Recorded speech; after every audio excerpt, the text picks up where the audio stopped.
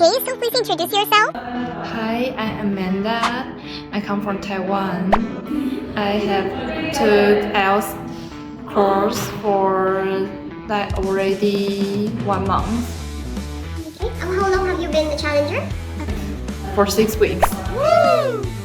So during these challenges, did you experience some difficulties?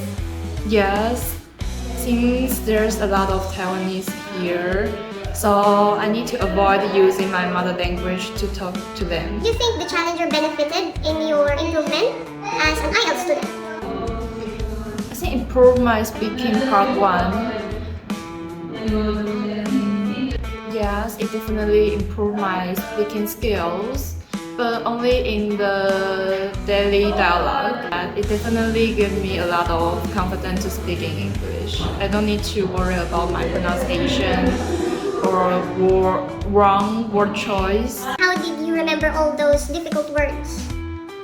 Oh, just for the first time I used a difficult word that I always forget that one. So I just need to keep in mind, and I think the first time I use it is on the writing, but it took a few days to continue. I use it on my daily life.